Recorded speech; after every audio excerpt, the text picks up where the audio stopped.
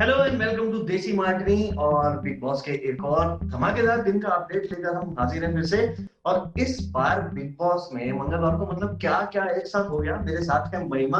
हम दोनों आपको बताने वाले हैं, कोशिश कर रहे हैं बताने की, जितना सारा हुआ उसे समेट के आपको बताने की।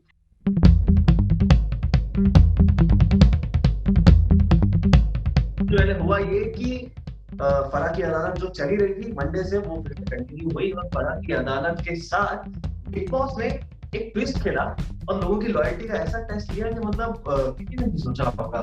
तो स्टार्ट करते हैं महिमा से। महिमा बताएंगी कि हुआ क्या पहले।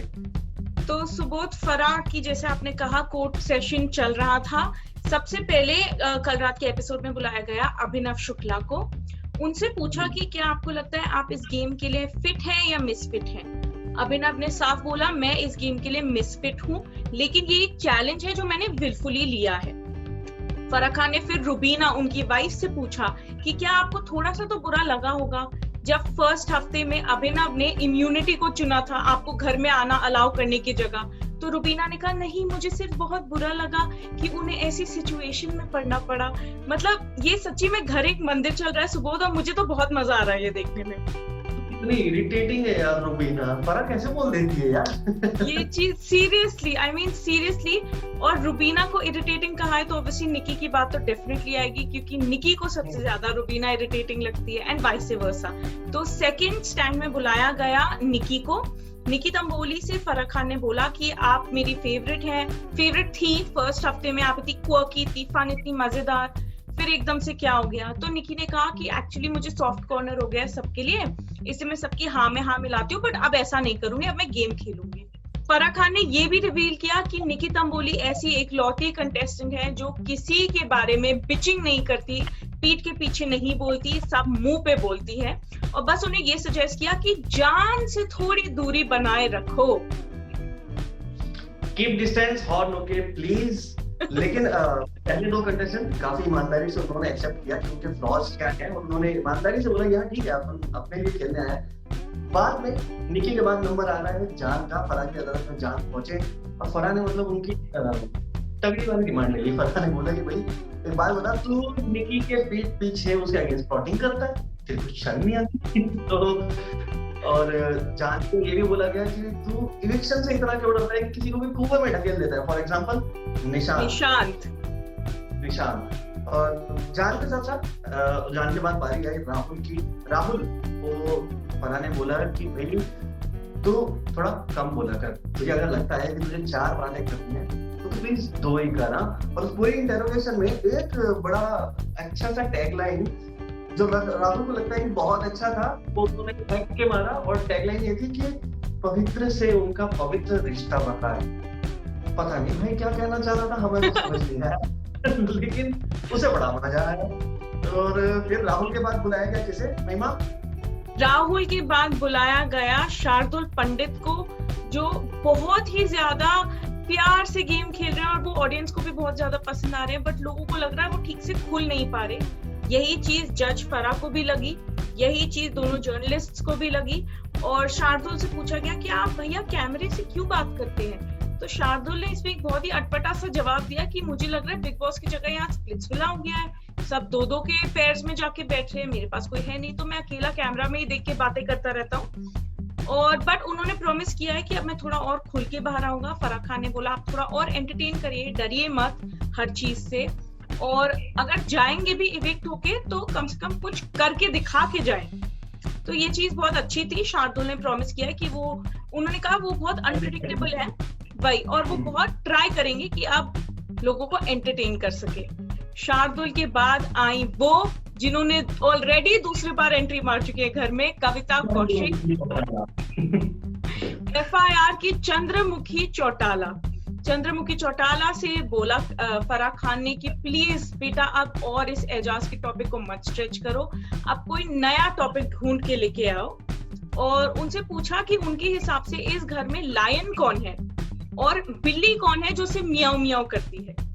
तो कविता ने कहा कि देखिए शेर तो है अली गोनी, वो बहुत ही अच्छे लगे हैं कविता को, उन्हें अच्छा लगा कि वो काम करते हैं और जताते नहीं है।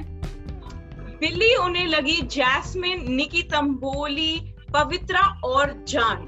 तो कविता वाला मैटर निपटने के बाद फिर फराह और जो जर्नलिस्ट थे पैनल में, उन्होंने डिसाइड किया कि इविक्शन के लिए शार्दुल को नॉमिनेट कर दो। मतलब वो बेचारा पहले कैमरों से बात कर रहा है, यार उसे भगा दोगे, ऐसा करोगे? तो इसके बाद आया शो में बड़ा वाला ट्विस्ट। ट्विस्ट ये आया कि फराह से बातचीत करके लोगों का मन बड़ा हल्का हो गया था, लोग एक दूसरे को बड़ा अच्छे लगने लगे थे। बिग बॉस ने बोला कि रुको, अभी क्या करते हैं, अभी अपन लेंगे तुम्हारा लिटमस टेस्ट। उन्होंने अब एक नया टास्क कराया है जिसमें सबको कुछ ना कुछ अपनी फेवरेट चीजें सैक्रिफाइस करनी पड़ रही है अपने एक चाहने वाले कंटेस्टेंट को बचाने के लिए। इस टास्क में, नॉमिनेशन टास्क में सबसे पहले अभिनव को बुलाया गया और उन्हें बोला गया कि भाई आप नॉमिनेटेड हैं और अगर आपको बचना है तो आपको अली गोनी को कन्विंस करना है कि वो जैस्मिन वसीम की डॉल डॉलू को डिस्ट्रॉय कर रहे हैं।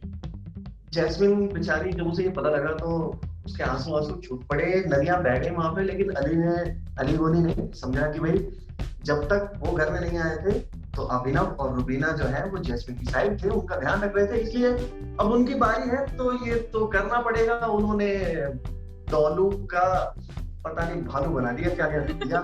और उसके बाद तो ये टास्क जब शुरू हो गया, फिर उसके बाद तो घटनाएं बढ़ती चली गई। अगली घटना बताएगी आपको महिमा। तो अभिनव के बाद आई जान की बारी और जान के टाइम पे ऑब्वियसली निकी को ही बुलाया गया। जान को बोला कि अगर निकी आपको नॉमिनेशन से बचाना चाहती हैं तो उन्हें अपना पर्सनल ब्लैंकेट डिस्ट्रॉय करना पड़ेगा। अब हम लोगों ने निकी का पर्सनल ब्लैंकेट देखा है पर वो इतना फेमस नहीं हुआ था शो में जितना डॉलू हुआ था।